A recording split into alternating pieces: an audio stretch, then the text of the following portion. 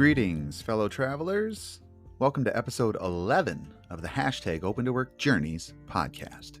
I'm Robert, your host and the timekeeper of your applicant's journey, making every second count in our quest for meaningful careers. I hope you enjoyed our first mini episode earlier this week as we put on our rose-tinted glasses to reflect on the value of another Richard Linklater classic in School of Rock and the star-making vehicle The Rundown that benefited the great one, Dwayne "The Rock" Johnson, on his way to global celebrity status. For today, we're focusing on the hashtag Open to Work update and another topic that really grinds my gears, plus another chance to reflect, only this time about the podcast itself.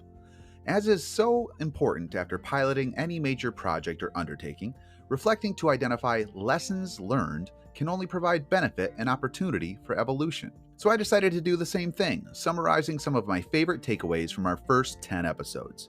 Our time is precious, but before we move forward, I'm going to need you to provide all of your work and education history again, along with a list of references that I expect you to follow up on for me, and then we'll move on to a personality test and skills assessment that should only take about an hour of your time before I ultimately decide not to move forward with you on today's podcast, okay? If you didn't guess already, today I want to dive into a topic that's been on my mind a lot in 2023, the value of an applicant's time in the job search process. You know, the endless cycle of job applications, interviews, special assessments, and the waiting game. It's a roller coaster of emotions and inducer of anxiety, and I'm sure many of you can relate. Let's talk about job applications for a moment. Have you ever applied for a job that felt like it required an eternity to complete? Personality quizzes, pre-recorded video interviews, and endless forms. It's like a marathon just to get your foot in the door. I mentioned the site Belay recently as an option for a side hustle where you can be a virtual assistant. Well, subsequent to that mention, I completed their application process, which included some of the items I've already mentioned and then some. I didn't track the time consumed, but I feel safe in saying it took well over an hour in total, with an end result of not even receiving a first interview. Talk about an exhaustion and discouragement cocktail, and it's only becoming more normalized. But it doesn't stop there. Once you've passed the application hurdle, you enter the interview phase. Phone interviews, virtual interviews, in-person interviews, plant tours. It's like a never-ending series of auditions. Everyone needs to have their say, and all schedules must be given convenience. I understand from a business perspective why, but does the business side ever consider the applicant's perspective? And here's the kicker. After all those interviews, you'd think you'd get a timely response, right? Not always. The waiting game begins, and weeks can turn into over a month without update or context, regardless of how much you put effort into the follow-up. It's frustrating, and the lack of feedback leaves you wondering, what went wrong? Again, not great for behavioral health when dealing with big unknowns that have considerable stakes, and your only insight to walk away with is, not selected. According to a Harvard Business Review article by Brad Chambers, job seekers have had enough of these cumbersome hiring processes. With over 20 million Americans quitting their jobs as part of the Great Resignation in the latter half of 2021, it stands to reason why employers don't want to hire just anyone after one good interview experience. But you have to be accountable to the other side of the equation. Chambers poses 4 crucial questions for employers to consider. Is your time to decision fast enough? Job seekers lose interest if they don't hear back within 2 weeks after an initial interview. Do you share information on company culture? The decision to work together is a two-way street. How's your correspondence? Timely feedback is essential and it builds a positive image of your company. Are you providing value up front? Candidates want growth and development opportunities from the get-go. So, how do we make this whole process a positive experience for candidates? It starts with empathy, transparency, and respecting their time. Let's shift the focus from endless hurdles to building meaningful relationships right from the start. Remember, your time and talent are valuable, and the right employer will recognize and appreciate that. Speaking of valuing your time, in an effort to reinforce the principles and insights gained thus far on hashtag Open to Work Journeys, I want to spend some of today's mini-sode going over my biggest lessons learned, as we mentioned earlier, while providing a bit of a teaser for what we're looking to achieve as we keep moving forward. In our very first episode, So You Lost Your Job, Now What?, we set the stage for this podcast journey. We learned the value of healthy outlets with our time, and I quickly recognized that this podcast is not only a platform for career exploration, but also a form of therapy, grief processing, and personal healing. It's a reminder that in times of change, we can stick to the new plan and still find our way forward. Fear. That's a topic we tackled in episode 2, the big F word. We discussed how fear often guides our choices during times of change, but we also learned to recognize it as false evidence appearing real.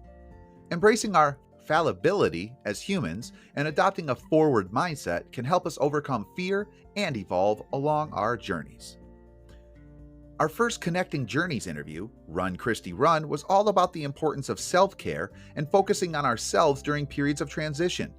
Christy helped teach us that dedicating time to ourselves, especially when we're not bound by regular job obligations, can be incredibly rejuvenating. Episode 4, Rule Your Tech FOMO, highlighted the endless potential that comes from leveraging AI and technology during your #OpenToWork journey.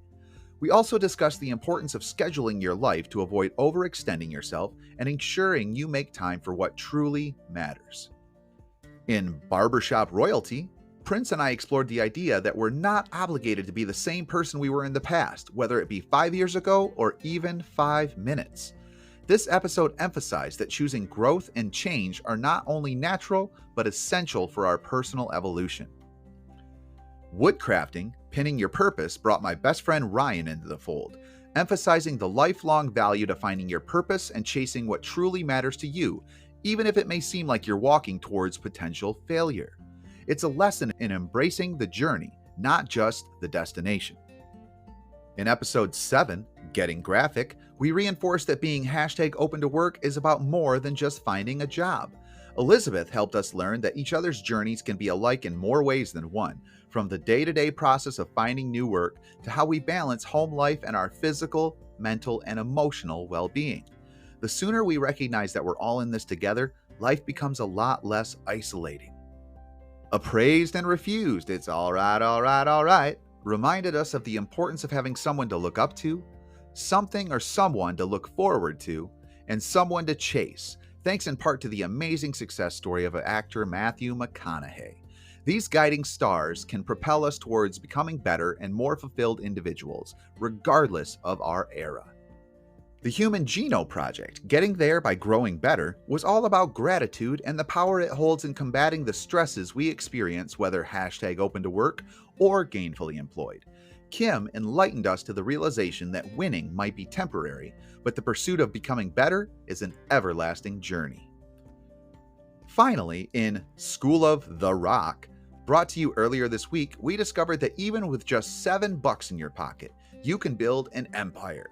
The story of Dwayne "The Rock" Johnson teaches us that relentless hard work, determination, and making the most of the people and resources you have can lead to immense success.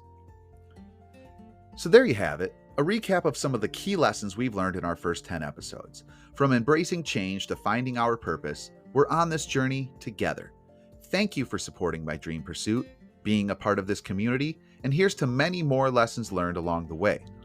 In the weeks ahead, I've got more unique connecting interviews and pop culture-infused lessons on leadership, wellness, efficiency, and achieving goals to benefit both sides of your work-life balance as we pursue continuous improvement and fulfillment. So stay tuned. Now, I do have a little favor to ask.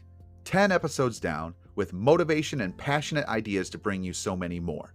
You can show your support by please hitting that like button, dropping a review or comment, subscribing on your favorite platform, and sharing this podcast with your network.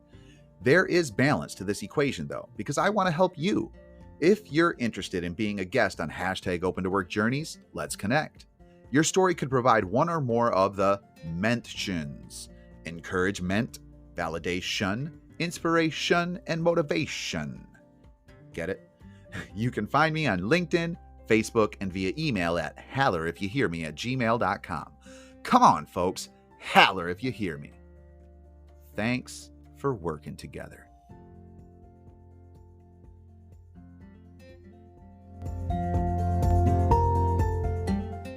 Yeah, I could feel the sun shining. I could see the stars aligning. I know that it's perfect timing. I could feel my heart beating. I could feel the love peaking. I know that we're gonna need it. just keep that smile upon your face.